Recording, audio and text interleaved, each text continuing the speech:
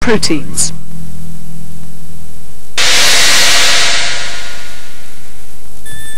These beads represent a different kind of unit from the sugar in cellulose. They add the other element from air, nitrogen. Every gardener will know about the importance of nitrogen. Plants need it to build these units. They're compounds chemists call amino acids. And they're important because when they're strung together in chains, the result is what makes life possible: protein.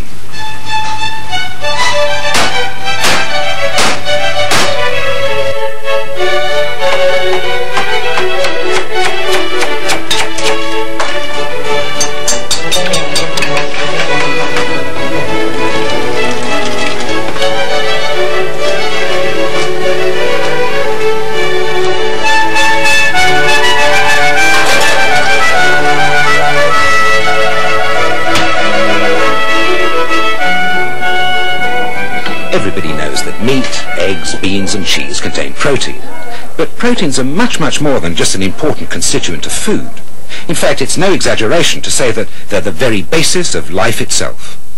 Essentially, they are the molecule which provides living organisms with the capacity to exist, to act on, to transform the world around it. In fact, so fundamental are they to living organisms that biology, certainly biochemistry, has been obsessed with proteins for more than a century. In fact, even in the 19th century, philosophers like Friedrich Engels were arguing that life was essentially proteins in motion. What they are is large molecules, strings of amino acids, of which there are 20 different types, joined together in sequence, and they can be joined together in linear arrays, which gives them essentially astonishing diversity. Although the individual units in a protein are joined together in a simple chain, the chain itself is coiled up. And it's coiled up into such a complicated knot that only 40 years ago nobody knew how any protein was put together, nor even how to find out. Let me remind you, we're talking about molecules, the building blocks of matter, the very smallest possible quantity of any substance, far, far smaller than any optical microscope can possibly see. Small they may be, but clearly the importance of amino acids couldn't be bigger. For AS biology, you need to be familiar with the basic structure of an amino acid and know how to draw it. Because you could well be asked about a question like this in your coursework or exam.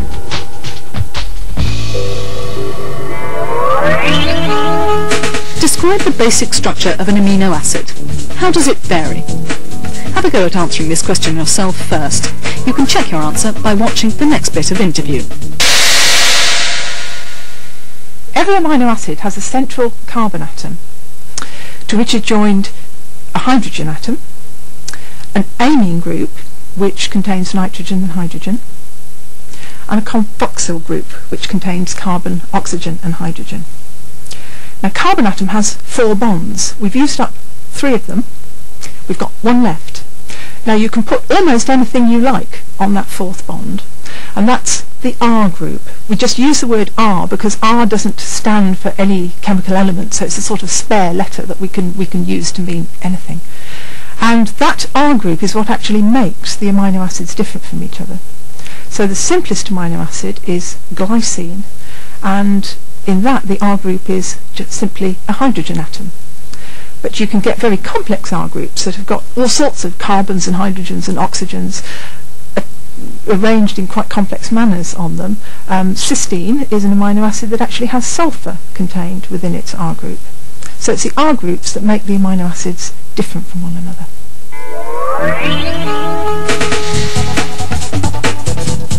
When 2 amino acid molecules join, a dipeptide is formed. When more than 2 amino acid molecules join, a polypeptide is formed. These peptide bonds are formed by a process called condensation. Now, many students get this process confused with hydrolysis, so let's take a closer look.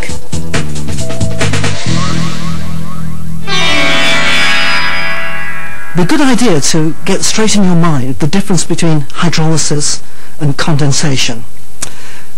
Hydrolysis is the reaction that occurs in digestion, where a large food molecule is broken down into smaller molecules. And hydrolysis comes from hydro, which is water, and a water molecule is taken in the process of breaking a large molecule down into the smaller molecules. A condensation reaction is the opposite reaction, and this is where two small molecules join to make a bigger one. Now in this process, a water molecule is lost, and when this was observed originally in a test tube reaction, the water condensed on the sides of the glass vessel, and that's where the name came from. Now when amino acids join together to form proteins, the structures can get very complicated.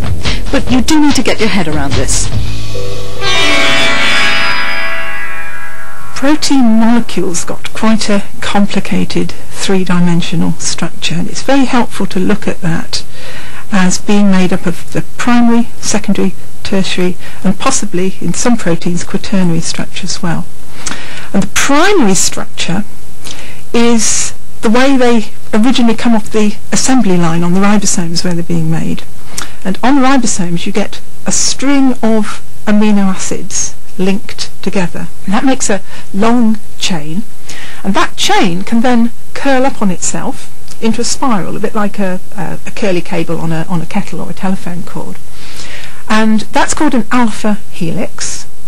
Sometimes they don't do that. They may form a flatter, straighter structure called a beta sheet, and those two possible structures are called the secondary structure. A lot of protein molecules then curl up again, so the coil itself curls up, and you get, for example, a three-dimensional, almost ball shape, which is called a globular protein. This is the tertiary structure of the protein molecule.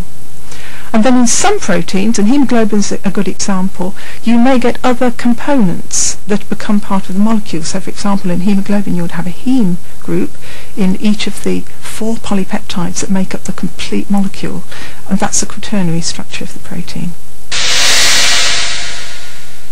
In the next clip, Stephen Rose explains the benefit of this range of structures.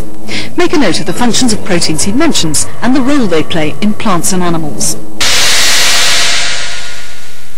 It gives an enormous range of potential structures on which evolution can play, which can be developed, and which can be therefore tailor-made during the process of evolution to perform the enormous diversity of activities that living organisms require, from providing the structure of cells, the cell walls, the basements, the framework, the floor and the benches on which the molecular process is going on with the cells, to providing the machine tools which actually carry out those processes, the enzymes, all of which are of course proteins, and performing much more diverse functions as well.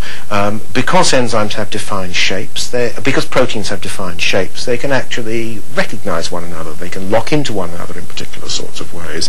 This provides the basis for the action of many hormones, it provides the basis for the whole processes of the immune system, of immunology, of the recognition of antibody and antigen, for example. And all this is given by the diversity provided by the potential of the 20 different amino acids which can be joined together in this sort of way, give these marvelously flexible and varied structures.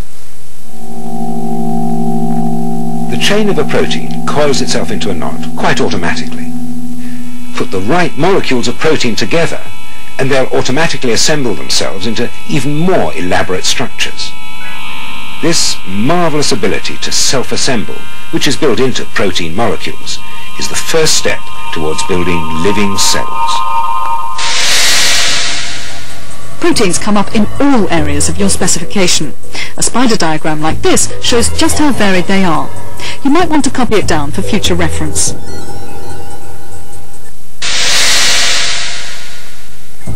One of the most important roles proteins play is as enzymes.